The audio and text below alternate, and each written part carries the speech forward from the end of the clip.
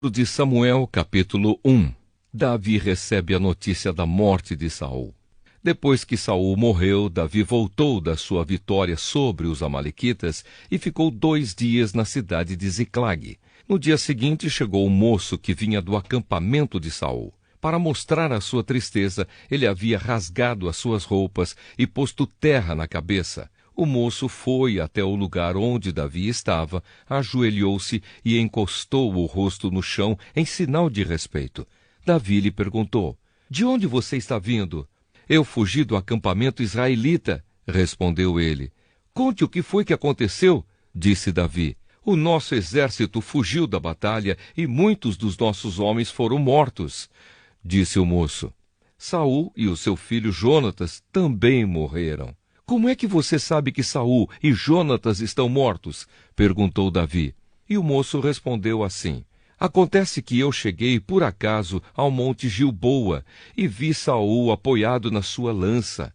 Os carros e os cavaleiros inimigos chegavam cada vez mais perto dele. Então ele se virou, me viu e me chamou. E eu respondi: 'Aqui estou, Senhor.' Saul perguntou quem eu era e eu respondi que era amalequita. Aí ele disse: 'Fui ferido gravemente e estou morrendo. Vem aqui e me mate.' Então eu subi até o lugar onde ele estava e o matei, porque eu sabia que, logo que caísse no chão, ele morreria. Aí tirei a coroa da cabeça dele e a pulseira do seu braço e trouxe para o Senhor." Então Davi rasgou as suas roupas em sinal de tristeza e todos os seus soldados fizeram o mesmo. Choraram, se lamentaram e jejuaram até a tarde por Saul, por Jonatas e por Israel, o povo de Deus, o Senhor, pois muitos deles tinham sido mortos na batalha. Aí Davi perguntou ao moço que tinha trazido as notícias: "De onde você é?" "Eu sou amalequita, mas estou morando aqui na sua terra", respondeu ele. "Como é que você se atreveu a matar o rei escolhido por Deus, o Senhor?" perguntou Davi. Então chamou um dos seus homens e ordenou: "Mate-o." O homem atacou o amalequita e o matou. E Davi disse ao amalequita: "O culpado disso foi você mesmo. Você se condenou quando confessou que havia matado o rei escolhido pelo Senhor." Davi chora por Saul e por Jonatas. Davi cantou esta lamentação por Saul e por seu filho Jonatas e ordenou que fosse ensinada ao povo de Judá. Esta lamentação está escrita no livro do Justo. "Os nossos líderes estão mortos nos montes de Israel. Caíram os nossos soldados mais valentes. Não contem isso na cidade de Gate, nem nas ruas de Asquelon, para que as mulheres filisteias não se alegrem, nem pulem de contentamento as filhas dos pagãos. Não caia chuva nem orvalho nos montes de Gilboa, e que os seus campos não produzam mais nada, pois ali os escudos dos guerreiros valentes estão cobertos de pó, e o escudo de Saul perdeu o seu brilho. O arco de Jonatas era mortal, e a espada de Saul nunca falhava para derrubar os poderosos e matar os inimigos. Saul e Jonatas, tão queridos e maravilhosos, juntos na vida, juntos na morte, eram mais rápidos do que as águias e mais fortes do que os leões. Mulheres de Israel, chorem por Saul. Ele vestia vocês com vestidos de fina lã vermelha e as enfeitava com joias de ouro. Os soldados mais valentes caíram e foram mortos na batalha. Jonatas está morto nas montanhas. Eu choro por você, meu irmão Jonatas, como eu o estimava. Como era maravilhoso o seu amor para mim, melhor ainda do que o amor das mulheres. Os soldados mais valentes caíram e as suas armas não têm mais utilidade." Segundo livro de Samuel, capítulo 2. Davi é feito rei de Judá. Depois disso, Davi perguntou a Deus, o Senhor: "Devo ir e governar alguma das cidades de Judá?" "Sim", o Senhor respondeu. "Qual delas?" perguntou ele. "Hebrom", foi a resposta. Então Davi foi para Hebrom, levando consigo as suas 2 esposas. Uma era Ainoã, da cidade de Jezreel, e a outra era Abigail, viúva de Nabal, da cidade de Carmelo. Davi também levou seus soldados com as suas famílias, e eles ficaram morando nas cidades vizinhas de Hebrom. Aí os homens de Judá foram a Hebrom e ungiram Davi como rei de Judá. Quando Davi soube que os moradores da cidade de Jabes, da região de Gileade, tinham sepultado Saul, mandou que alguns homens fossem lá com a seguinte mensagem: que o Senhor abençoe vocês por terem feito a caridade de sepultar o nosso rei. Que o Senhor seja bom e fiel para vocês. Por causa do que fizeram, eu também os tratarei bem. Sejam fortes e valentes. Saul, o rei de vocês, morreu, e o povo de Judá me ungiu como rei deles.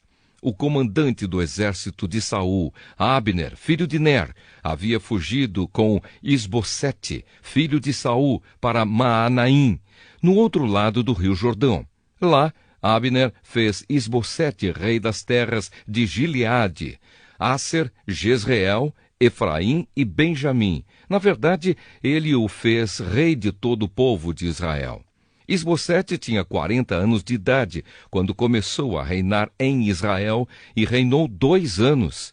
Mas a tribo de Judá ficou fiel a Davi e ele a governou em Hebrom 7 anos e meio. Guerra entre o povo de Israel e o de Judá. Abner e os oficiais de Isbosete foram de Maanaim para a cidade de Gibeão. Joabe, cuja mãe era Zeruia, e os oficiais de Davi foram encontrá-los perto da represa de Gibeão. Lá todos eles se sentaram, um grupo de um lado da represa e o outro do outro lado. Então Abner disse a Joabe: deixe que alguns dos nossos moços enfrentem alguns dos seus, em uma luta armada. Está bem, respondeu Joabe. Aí 12 soldados, representando Isbosete e a tribo de Benjamim, lutaram contra 12 soldados de Davi. Cada um pegou o seu adversário pela cabeça e enfiou a espada no lado dele. E assim todos eles caíram mortos juntos. É por isso que aquele lugar perto da cidade de Gibeão é chamado de Campo das Espadas. Em seguida houve ali uma violenta batalha, e Abner e os israelitas foram derrotados pelos soldados de Davi. Joabe, Abissai e Asael, os 3 filhos de Zeruia, estavam lá. Asael, que era tão ligeiro como uma gazela selvagem, começou a perseguir Abner, correndo atrás dele. Abner olhou para trás e perguntou: Asael, é você? Sim, sou eu, respondeu ele. Pare de me perseguir, disse Abner. Corra atrás de um dos soldados e pegue para você as coisas dele. Porém, Asael continuou a persegui-lo. Mais uma vez, Abner disse: pare de me perseguir, você está me forçando a matá-lo. Como é que eu poderia depois olhar o seu irmão Joabe nos olhos? Porém, Asael não parou de persegui-lo. Então Abner deu um golpe para trás com a sua lança. Ela entrou na barriga de Asael e saiu pelas costas. Ele caiu morto no chão e todos os que chegavam paravam no lugar onde ele estava caído. Mas Joabe e Abissai continuaram a perseguir Abner, e quando o sol estava se pondo, chegaram ao monte de Amá, a leste da cidade de Giá, na estrada que vai para o deserto de Gibeão. Os soldados da tribo de Benjamim se reuniram novamente em volta de Abner e ficaram no alto de um morro. Então Abner gritou para Joabe: será que vamos ter de continuar lutando para sempre? Você não vê que no fim não vai sobrar nada a não ser amargura? Nós somos seus irmãos. Até quando você vai esperar para mandar que os seus soldados parem de nos perseguir? Joabe respondeu: juro pelo Deus vivo que se você não tivesse falado, os meus soldados continuariam a perseguir vocês até amanhã cedo. Então Joabe tocou a corneta. Todos os seus soldados pararam de perseguir os israelitas e a luta acabou. Durante toda aquela noite, Abner e os seus soldados marcharam pelo Vale do Jordão. Atravessaram o rio Jordão e, depois de marcharem toda a manhã do dia seguinte, chegaram à cidade de Maanaim. Quando Joabe parou a perseguição, reuniu todos os seus soldados e viu que estavam faltando 19, além de Asael. Porém, os soldados de Davi haviam matado 360 soldados de Abner, todos eles da tribo de Benjamim. Aí Joabe e os seus soldados pegaram o corpo de Assael e o sepultaram no túmulo da sua família, em Belém. Então marcharam durante a noite inteira e, ao amanhecer, chegaram a Hebrom. Segundo livro de Samuel, capítulo 3. Durou muito tempo a guerra entre os que apoiavam a família de Saul e os que apoiavam Davi. Davi ia ficando cada vez mais forte e a gente de Saul cada vez mais fraca. Os filhos de Davi. Os filhos de Davi que nasceram na cidade de Hebrom são estes. O primeiro foi Amnon, filho de Ainoã, da cidade de Jezreel.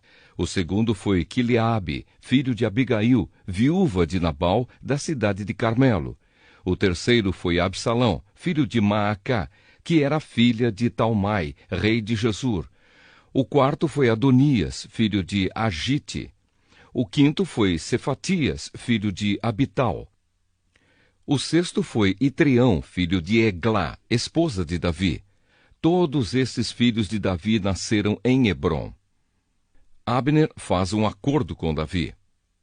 Enquanto continuava a luta entre os que apoiavam a família de Saul e os que seguiam Davi, Abner ficava cada vez mais poderoso entre a gente de Saul.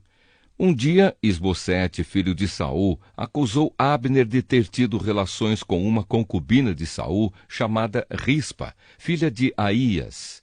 Abner ficou furioso com isso e disse: "Você pensa que eu sou traidor? Pensa que passei para o lado da tribo de Judá?" E continuou: "Desde o começo tenho sido fiel à causa de Saul, o seu pai, aos seus irmãos e aos seus amigos, e tenho evitado que você seja derrotado por Davi. No entanto, hoje você me acusa de ser culpado no caso dessa mulher. O Senhor Deus prometeu a Davi que tiraria o reino de Saul e dos seus descendentes, e que tornaria Davi rei tanto de Israel como de Judá para governar o país inteiro. Que Deus me mate se eu não fizer que isso aconteça." Isbosete tinha medo de Abner, por isso não disse nada.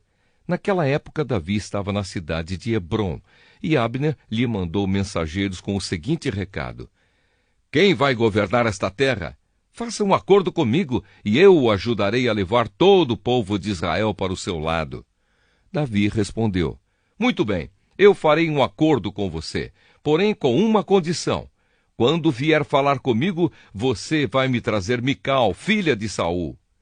Então Davi mandou alguns mensageiros dizerem a Isbosete: "Entregue-me a minha esposa Mical. Eu paguei 100 prepúcios de filisteus para ter o direito de casar com ela."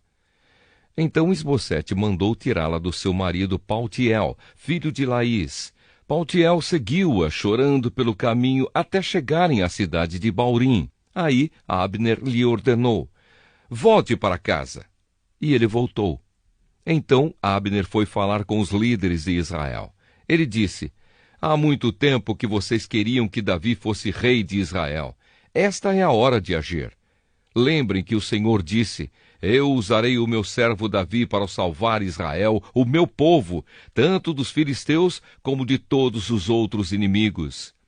Abner falou também com o povo da tribo de Benjamim e depois foi a Hebrom para contar a Davi o que o povo de Benjamim e o povo de Israel tinham resolvido. Abner, com 20 homens, foi a Hebrom para se encontrar com Davi, e este lhe ofereceu uma festa. Abner disse a Davi: "Eu irei agora e conquistarei todo o povo de Israel para o Senhor, e eles o aceitarão como rei. Aí o Senhor terá o que deseja e governará o país inteiro." Então Davi deixou Abner ir embora em paz. Abner é assassinado. Pouco tempo depois, Joabe e os outros oficiais de Davi voltaram de um ataque rápido, trazendo muitas coisas que haviam tomado dos inimigos. Mas Abner não estava mais em Hebrom com Davi, porque este já o havia deixado ir embora em paz. Quando Joabe chegou com os seus soldados, contaram-lhe que Abner havia ido falar com o rei Davi e que este o havia deixado ir embora em paz. Então Joabe foi falar com o rei. Ele disse: "O que foi que o Senhor fez? Abner veio aqui e o Senhor deixou que ele fosse embora sem mais nem menos. Ele veio para enganá-lo, para ficar conhecendo todos os lugares aonde o Senhor vai e tudo o que faz. E o Senhor sabe disso. Logo que saiu de perto de Davi, Joabe mandou mensageiros atrás de Abner. Eles o alcançaram no poço de Sira e o trouxeram de volta. Mas Davi não ficou sabendo disso. Quando Abner chegou a Hebrom, Joabe o levou para o lado do portão, como se quisesse falar com ele em particular, e enfiou um punhal na barriga dele. Assim Abner, filho de Ner, foi assassinado por ter matado Asael, irmão de Joabe. Quando soube disso, Davi disse: O Senhor Deus sabe que eu e os meus seguidores não temos nenhuma culpa no assassinato de Abner. Que o castigo por esse crime caia sobre Joabe e toda a sua família. Que nunca faltem na sua família homens que tenham gonorreia ou doença contagiosa de pele, ou que sejam capazes de fazer somente trabalho de mulher, ou que sejam mortos em batalha, ou que não tenham o que comer. Assim Joabe e o seu irmão Abissai assassinaram Abner, porque ele havia matado Asael, o irmão deles, na batalha de Gibeão. Então Davi mandou que Joabe e os seus soldados chorassem por Abner e que, em sinal de tristeza, rasgassem as suas roupas e vestissem roupas de luto. E no sepultamento, o próprio rei Davi ia caminhando atrás do caixão. Abner foi sepultado em Hebrom e o rei chorou alto perto do seu túmulo, e todo o povo fez o mesmo. E Davi fez esta lamentação para Abner. Por que teria Abner de morrer como se fosse um louco?